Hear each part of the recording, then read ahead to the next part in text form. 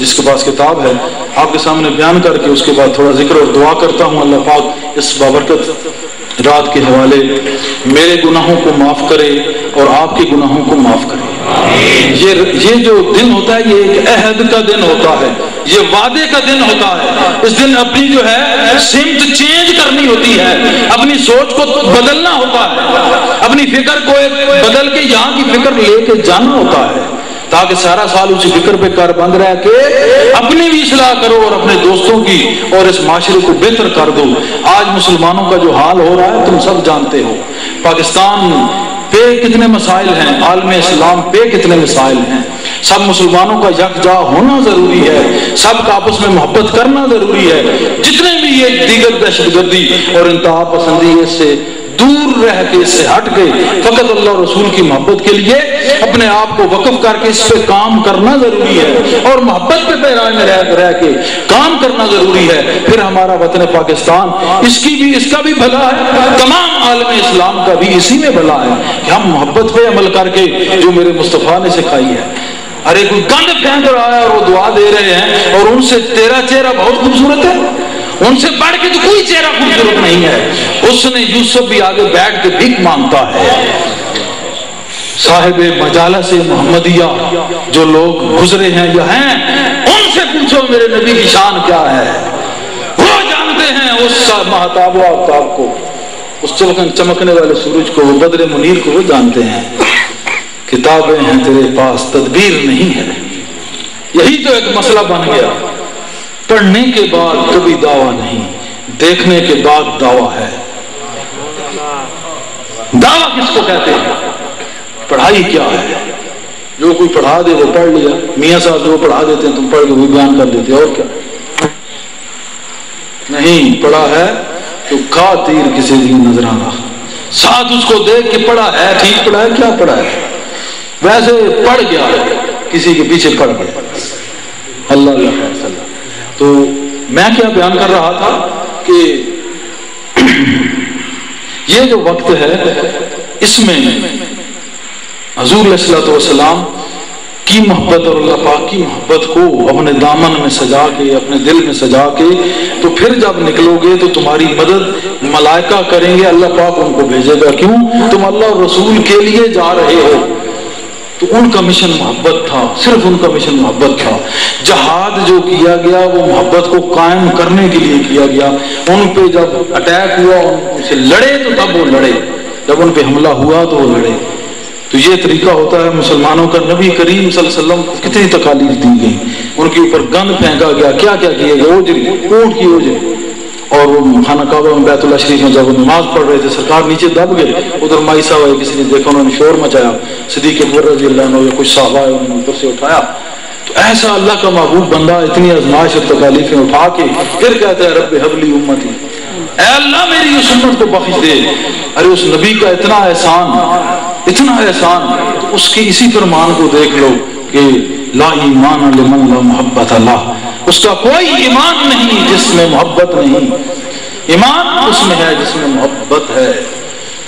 تو مسلمان جو کچھ جس فرقے میں، ہمیں کسی سے کوئی غرض نہیں، نہ کسی سیاست سے نہ کسی فرقے سے، ہم سب کو بندہ اور انسان سمجھتے ہیں اور حضور صلی اللہ علیہ وسلم کا غلام سمجھتے ہیں۔ اس وجہ سے ہم کہہ رہے ہیں کہ سب مل جاؤ، مل کے اسلام کے لیے کام کرو، محبت کو عام کرو، تاکہ نہ ماننے والے، ان کو برا بھلا کہنے والے جان لیں کہ یہ جو ہے یہ دھماکے والے نہیں، یہ اللہ پاک کی محبت کا دھماکہ کرنے والے ہیں۔ یہ دلوں میں اس کا دھماکہ کرتے ہیں کہ 99 لاکھ کو لا الہ الا اللہ پڑھا کے ادھر بٹھا دیں۔ تو ہمارا یہ مقصد ہونا چاہیے مسلمانوں کا کہ آپس میں مل کے ایک دوسرے کو کافر اور ایسا کہنے کی بجائے ہم ایک دوسرے کو بندہ ہی سمجھیں اور مسلمان ہی سمجھیں، اور وہ اگر کوئی کہہ دے تو اس پہ خاموش رہیں کہ اس کے اعمال صالحہ ہمارے اعمال نامے میں آ جائیں گے، ہمارے اعمال بد جو ہیں اس کے اعمال نامے میں چلے جاتے ہیں۔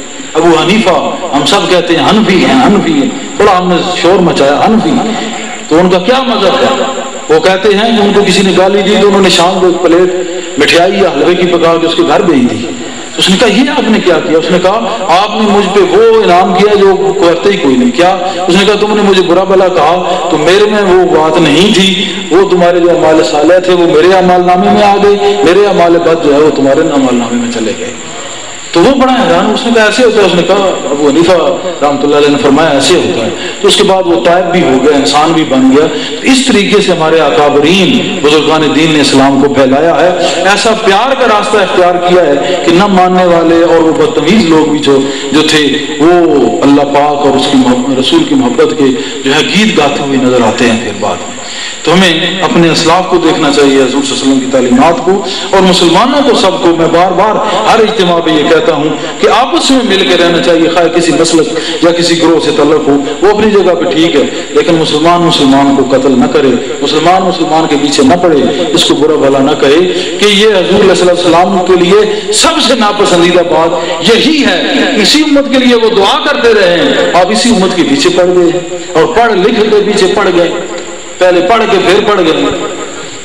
کچھ سوچنا چاہیے نا. تو حاضرین محترم اور یاران طریقت کے لیے خاص بات غور سے سنیں کہ نگاہ مرشد کامل کس طرح انسان کے دل کی کھیتی کو جو ہے وہ سرسبز و شاداب کرتی ہے. اور جب وہ دل اس سرسبز و شادابی کو دیکھ کے اپنے مرشد کی شان میں مست ہو کے کوئی گیت گاتا ہے تو الفاظ کیسے نکلتے ہیں؟ مرشد مجھے کچھ اس طرح سیراب کر گئے، دشتے دروں کے خار کو گلاب کر گئے. دشتے دروں یہ جو نفس کا کانٹا ہے اٹھا کے اگلے باہر پھینک دیتے. تزکیہ و تصفیہ کیا ہے، کب ہے، کیسے ہوتا ہے؟ نہیں ہوتا. ایک وہی خاطر کسی لیے نظر آتا، کانٹا اندر کا نکل جائے گا، معاملہ بن جائے گا، بگڑی بن جائے گی. مرشد مجھے کچھ اس طرح سیراب کر گئے، دشتے دروں کے خار کو گلاب کر گئے.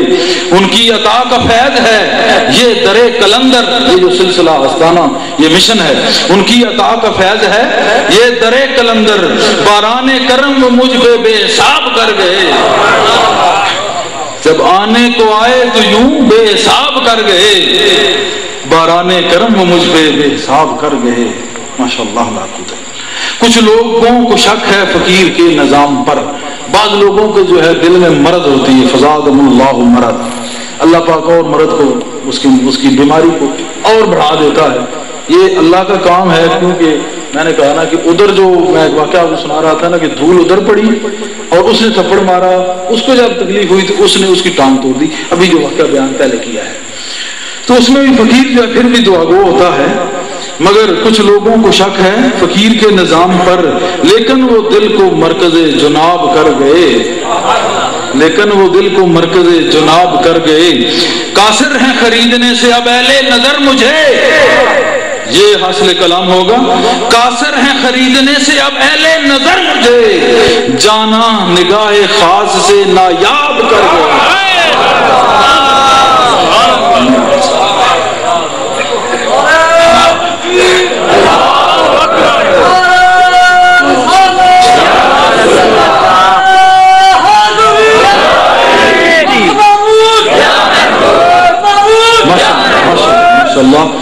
تو وہ کسی نے کہا تھا نا کہ ایسا بک گیا ہوں اور خریدنے والوں نے ایسا مول لگا دیا ہے کہ دنیا کا کوئی بڑا مالدار آ جائے مجھے نہیں خرید سکتا. کیوں کہ ایسا اس نے خرید دیا. اب کون خریدے؟ کسی کی بساط سے باہر ہے. یہ خریداری بازار مصطفیٰ کی بات ہے. قاصر ہیں خریدنے سے اب اہل نظر مجھے، قاصر ہیں خریدنے سے اب اہل نظر مجھے، جانا نگاہ خاص سے نایاب کر گئے. اور مرشد مجھے کچھ اس طرح سیراب کر گئے، دشتے دروں کے خار کو گلاب کر گئے. کہاں نفس ہمارا اور کہاں نفس مطمئنہ، دشتے دروں کے خار کو گلاب کر گئے. رہتے ہیں میرے پاس وہ پھول کی طرح.